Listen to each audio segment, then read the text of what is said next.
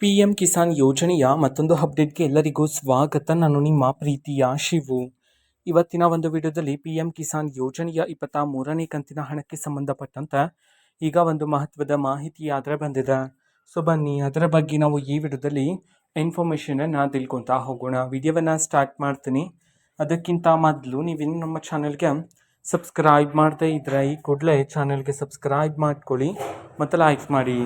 So ಈಗ ನಾವು ಇನ್ಫಾರ್ಮೇಷನನ್ನು ತಿಳ್ಕೊತಾ ಹೋಗೋಣ.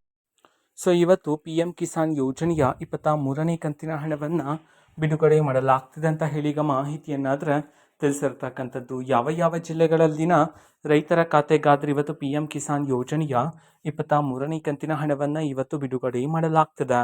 ಈ ಒಂದು ಮಾಹಿತಿಯನ್ನು ನಾವು ತಿಳ್ಕೊಳೋದಾದರೆ ಇದೀಗ ಬಂದಿರತಕ್ಕಂತಹ ಇನ್ಫಾರ್ಮೇಷನ್ ಪ್ರಕಾರ ಇವತ್ತು ಕರ್ನಾಟಕದಲ್ಲಿರ್ತಕ್ಕಂತಹ ರೈತರಲ್ಲಿ ಇವತ್ತು ಈ 19 ಜಿಲ್ಲೆಗಳಲ್ಲಿನ ರೈತರ ಖಾತೆಗಾದರೆ ಇವತ್ತು ಪಿ ಎಂ ಕಿಸಾನ್ ಯೋಜನೆಯ 23ನೇ ಕಂತಿನ ಹಣವನ್ನು ಬಿಡುಗಡೆ ಮಾಡೋದಕ್ಕೆ ಸಂಬಂಧಪಟ್ಟಂತೆ ಮಾಹಿತಿಯನ್ನು ತಿಳಿಸಲಾಗಿದೆ. ಈಗ ನಾವು ಆ 19 ಜಿಲ್ಲೆಗಳ ಹೆಸರನ್ನು ತಿಳ್ಕೊತಾ ಹೋಗೋಣ.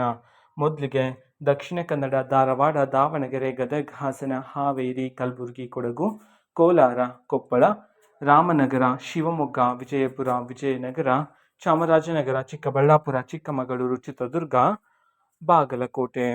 ಈ 19 ಜಿಲ್ಲೆಗಳಲ್ಲಿನ ರೈತರ ಖಾತೆಗಾದರೆ ಇವತ್ತು ಪಿ ಎಂ ಕಿಸಾನ್ ಯೋಜನೆಯ 23ನೇ ಕಂತಿನ ಹಣವನ್ನು ಬಿಡುಗಡೆ ಮಾಡೋದಕ್ಕೆ ಸಂಬಂಧಪಟ್ಟಂತೆ ಈಗ ಮಾಹಿತಿಯನ್ನಾದರೆ ತಿಳಿಸಿರ್ತಕ್ಕಂಥದ್ದು.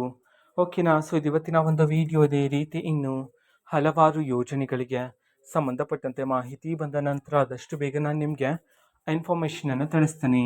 ಅದಕ್ಕೋಸ್ಕರ ಚಾನಲ್ಗೆ ಸಬ್ಸ್ಕ್ರೈಬ್ ಮಾಡ್ಕೊಳ್ಳಿ ಮತ್ತು ಮಾಹಿತಿ ಇಷ್ಟ ಆಗಿದ್ರೆ ನಿಮ್ಮ ಫ್ರೆಂಡ್ಸ್ ಆ್ಯಂಡ್ ಫ್ಯಾಮಿಲಿ ಮೆಂಬರ್ಸ್ಗೂ ಸಹ ವಿಡಿಯೋವನ್ನು ಶೇರ್ ಮಾಡಿ.